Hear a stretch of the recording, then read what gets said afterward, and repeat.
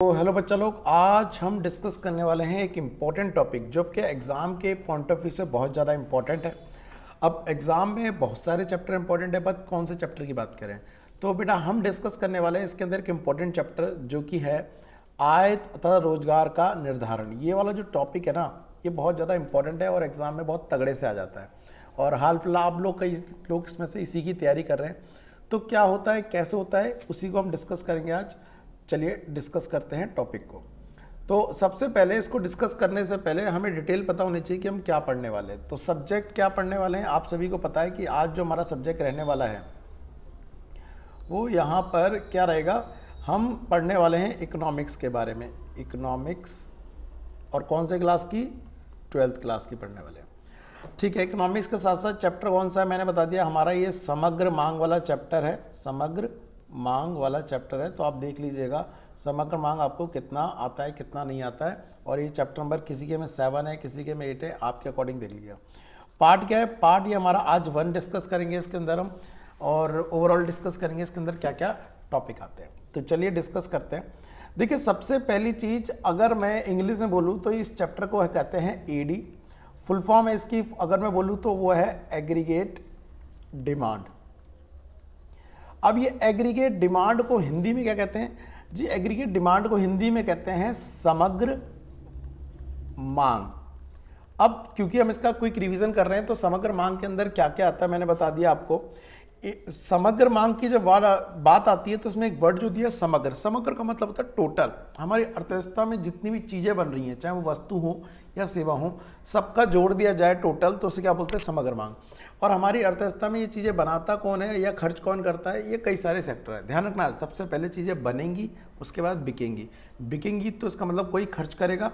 तो यहाँ पर अगर मैं बोलूँ कि यहाँ पर सामान को खरीदने के लिए आपको क्या करना पड़ता है, खर्च करना पड़ता है। तो खर्च करने वाले कितने सेक्टर हैं, अगर मैं बोलूँ तो यहाँ पे 4 सेक्टर हैं। सबसे पहले कौन है, परिवार लोग, हम लोग क्या करते हैं, अपने ज़रूरतों की चीज़ों पे खरीदते हैं, तो हम क्या करते हैं, उपभोग व्यय करते हैं। याद रखिएगा, हम लोग क्या करते हैं, उपभोग व्यय करते हैं। दूसरा कौन है जी, उत्पादक क्षेत्र है।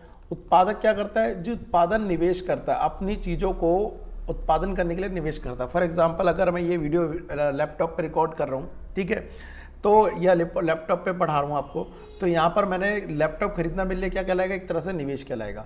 उसके बाद सरकारी क्षेत्र आता है। अब सरकार जो करती है वो दोनों चीज़ करती है, उपभोग भी करती है और निवेश भी करती है। तो इन दोनों का टर्म हम एक साथ बोल देते हैं कि सरकार क्या करते हैं, सरकारी व्यय करती है। याद रखिएगा, सरकारी व्यय में उपभोग भी होता है और निवेश भी होता है। इसको सी से डिनोट करते हैं और इसको आई से डिनोट करते हैं। और चौथा सेक्टर जो हो गया नंबर 1, नंबर 2, नंबर 3, और जो चौथा सेक्टर हो गया हमारा, वो हो गया हमारा विदेशी क्षेत्र। विदेशी क्षेत्र, तो विदेशी क्षेत्र के अंदर हम क्या करते हैं, यहाँ पर शुद्ध आयात और शुद्ध निर्यात की बात करते हैं, विच मीन शुद्ध निर्यात लेते हैं, जिसमें से हम निर्यात में से आयात को लेस कर देते हैं। तो शुद्ध निर्यात, और शुद्ध निर्यात निकलता कैसे, एक्सपोर्ट माइनस इंपोर्ट करके। तो देश में कितना खर्चा हो रहा है इन सभी चीज़ों पे, अगर मैं ले लूँ, मान लेते हैं परिवार 250 करोड़ खर्चा कर रहा है किस पर, उपभोग पर। 250 करोड़ खर्चा हो रहा है किस पर, निवेश पर। 250 करोड़ सरकार खर्चा कर रही है, 250 करोड़ शुद्ध निर्यात हो रहा है, तो इसका टोटल कितना हो गया, 1000 करोड़। इसका मतलब हमारे देश में जो टोटल मांग आ रही है, समग्र मांग, वो 1000 करोड़ है। कैसे निकली जी, 1000 करोड़ निकालने के लिए हमने क्या करा यहाँ पर जी, एडी को मैं सब कुछ जोड़ दिया, C + I + G + NX, ठीक है, ये फॉर्मूला होता है। लेकिन क्योंकि आप 2 सेक्टर इकोनॉमी मॉडल पढ़ रहे हैं, तो आपको बता दूं 2 सेक्टर इकोनॉमी मॉडल के अंदर केवल आपको ये पढ़ना है, क्या, C + I। यहाँ पर आपको और एक्स्ट्रा कोई पढ़ने की जरूरत नहीं पड़ेगी। ये मैं अंडरलाइन कर देता हूँ। 2 सेक्टर इकोनॉमी मॉडल के अंदर आपको केवल ये पढ़ना है, AD = C + I। वहाँ पर आपको शुद्ध निर्यात पढ़ने की जरूरत नहीं है, ना ही सरकारी व्यय। हाँ, कॉलेज में जाओगे तो आपको ये पढ़ना पड़ेगा और सिलेबस में भी आने वाला है।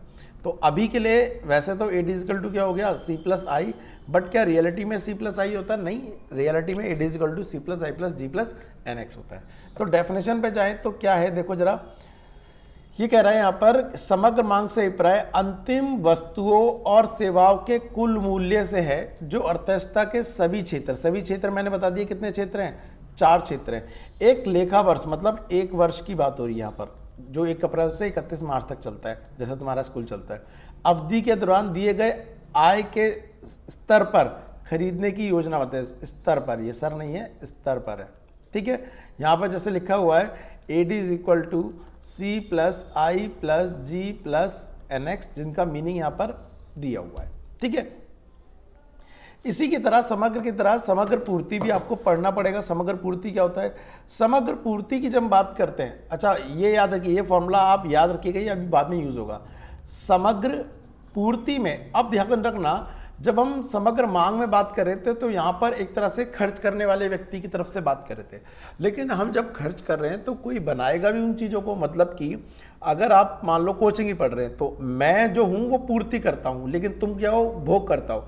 तुम मेरी सेवाओं को ले रहे हो लेकिन मैं सेवा दे रहा हूँ। तो यहाँ पर जो सेवा देता है या वस्तु को बनाता है, वो जितनी भी सेवा बना रहा है या जितनी भी वस्तु बना रहा है, उसका सम क्या कहलाता है? समग्र पूर्ति कहलाता है। इसका मतलब एक लेखा वर्ष, एक वर्ष की अवधि के दौरान जितने भी उत्पादकों ने जितना भी सामान बनाया, उसका जो टोटल होता है उसे क्या बोलते हैं? समग्र पूर्ति बोलते हैं। समग्र पूर्ति से पता है क्या होती है? आय होती है। समग्र पूर्ति जब मैं करूंगा या कोई भी करेगा तो आय होगी। आय को नोट करते हैं वाई से, आई से नहीं करते क्योंकि आई को निवेश ने ले लिया, तो आई वाले सिंबल को, तो आई से नोट करते हैं वाई के लिए, ठीक है। और वाई का हमें पता है, जब हम आय होगी तो उसका एक पार्ट क्या हो जाता है? हमारा उपभोग हो जाता है, और एक पार्ट क्या हो जाता है? बचत के तौर पर रख लिया जाता है। तो उपभोग को डिनोट करते हैं सी से और बचत को डिनोट करते हैं एस से। तो शॉर्ट में बोलेंगे y इज इक्वल टू क्या होता है? C प्लस एस होता है। मैंने बोला क्योंकि समग्र मांग AS बराबर है y के, तो और ये बराबर है C प्लस एस के, तो इन शॉर्ट में ये कह सकता हूँ कि AS बराबर किसके हो गया? C प्लस एस के। ध्यान देने वाली बात है, मैंने 2 चीज़ बता दी आपको।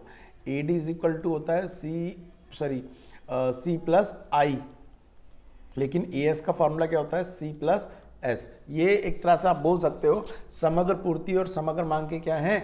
घटक भी हैं, ठीक है।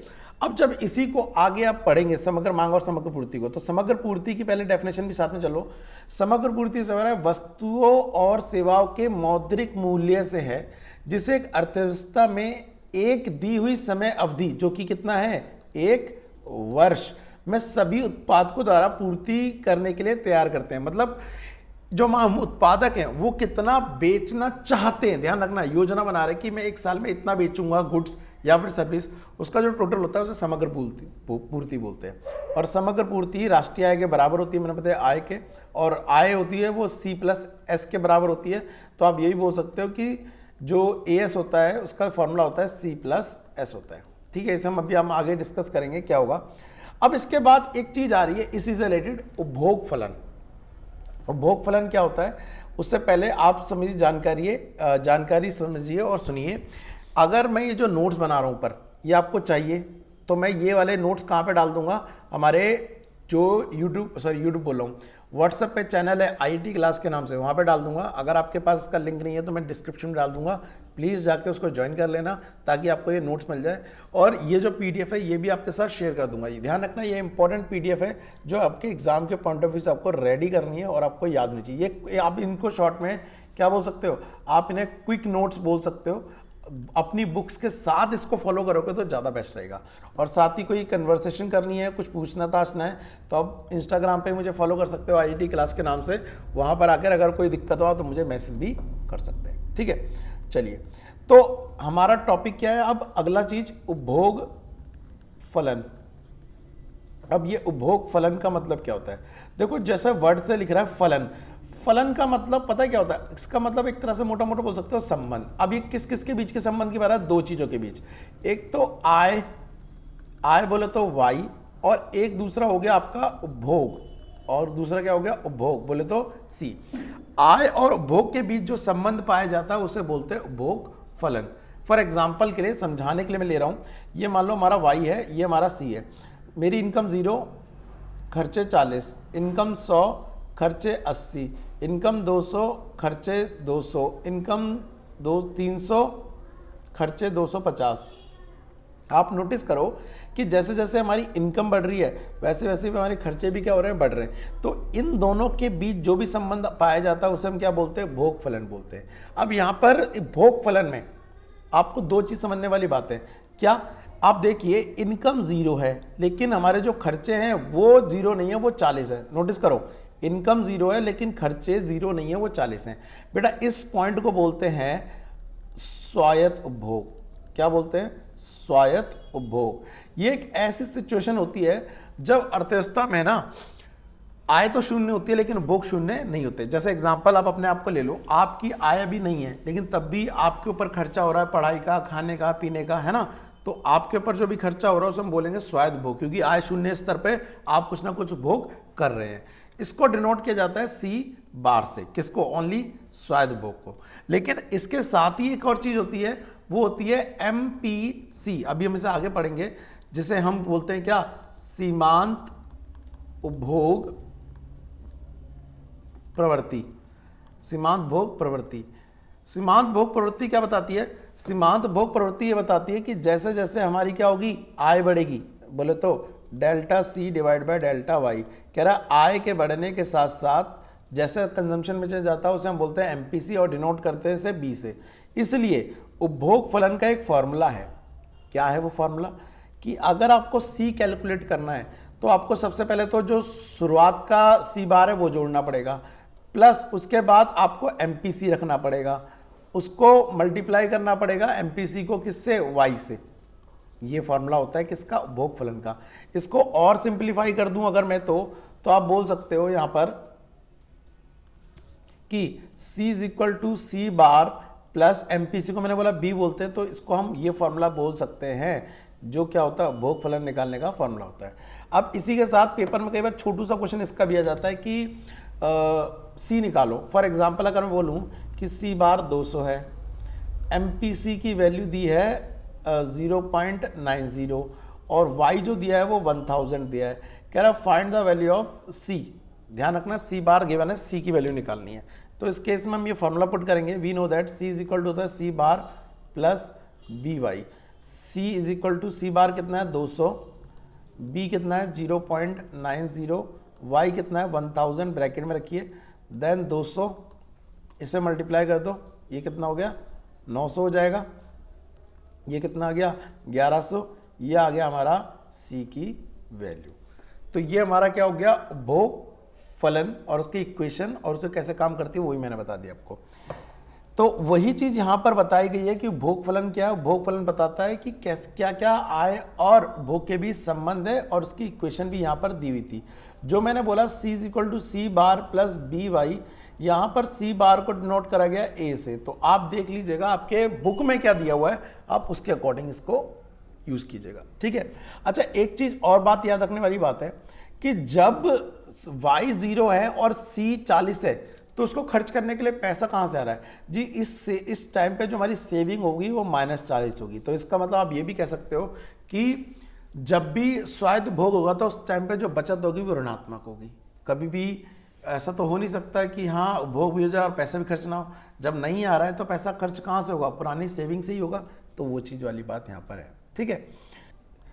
यहाँ पर हमारा क्या डिस्कस हो रहा है?